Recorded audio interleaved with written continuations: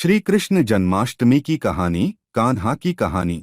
इस लेख में आप श्री कृष्ण जन्माष्टमी की कहानी, कथा, श्री कृष्णा जन्माष्टमी स्टोरी इन हिंदी में पढ़ सकते हैं। कैसे बाल कृष्ण के पृथ्वी पर जन्म लिया और दुनिया में असुरों का नाश किया, साथ ही अपने लीलाओं से लोगों का मन मोह लिया। कृष्ण के की नाम से पुकारा जाता है, जैसे बाल गोपाल, मुरलीधर, गोविंद, कान्हा, नंदलाल, नंद किशोर आदि। कृष्ण जन्माष्टमी राजा कंस के युग से संबंधित है। लंबे समय पहले कंस मथुरा का राजा था। वह बहन देवकी के एक चचेरे भाई थे। वह अपनी बहन को गहरे दिल से प्यार करता था और कभी भी उसे उदास नहीं होने देता था। वह अपनी बहन की शादी में दिल से शामिल हुआ और आनंद लिया। एक बार जब वह अपनी बहन के ससुराल घर जा रहा था, तभी उसे आकाश में छिपी आवाज से चेतावनी मिली कि कंस, जिस बहन को तुम बहुत प्यार कर रहे हो वह एक दिन तुम्हारी मृत्यु का कारण बनेगी। देवकी और वासुदेव का 8वां बच्चा तुझे मार डालेगा। जैसे ही उसे चेतावनी मिली, उसने अपने सैनिकों को अपनी बहन देवकी और उसके पति वासुदेव को कारागार में रखने के लिए आदेश दिया। उसने मथुरा के सभी लोगों के साथ क्रूरता से बर्ताव करना शुरू कर दिया।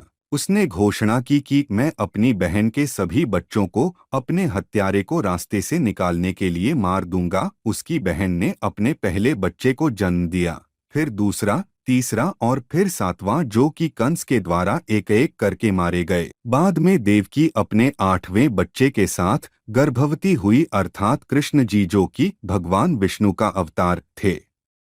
भगवान कृष्ण ने द्वापर युग में मध्य रात्रि में श्रावण के महीने में अष्टमी, 8वें दिन को जन्म लिया। उस दिन से लोगों ने उसी दिन कृष्ण जन्माष्टमी या कृष्णाष्टमी का त्योहार मनाना शुरू कर दिया।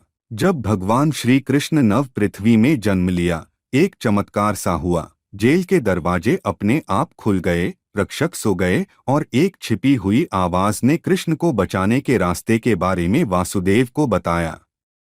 वासुदेव ने कृष्णा को एक छोटी सी टोकरी में ले लिया और अंधेरे में मध्यरात्रि में एक बड़ी नदी से गोकुल में अपने दोस्त नंद के पास उन्होंने एक बरसात की रात को पार किया, जहां शेषनाग ने उन्हें मदद की। उन्होंने अपने बेटे को अपने दोस्त यशोदा और नंद बाबा की लड़की के साथ बदला और कंस की जेल वापस लौट आए।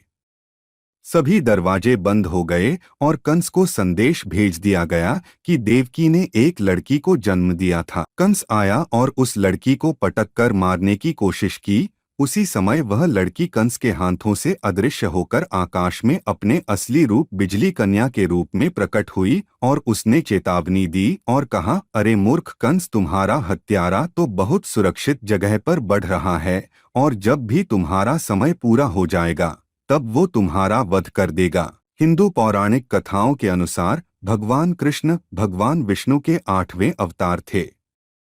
यशोदा और नंद के सुरक्षित हाथ में गोकुल में बाल कृष्ण धीरे धीरे बढ़ रहे थे। बाद में उन्होंने कंस की सभी क्रूरता को समाप्त कर दिया और कंस की जेल से अपने माता पिता को मुक्त कर दिया।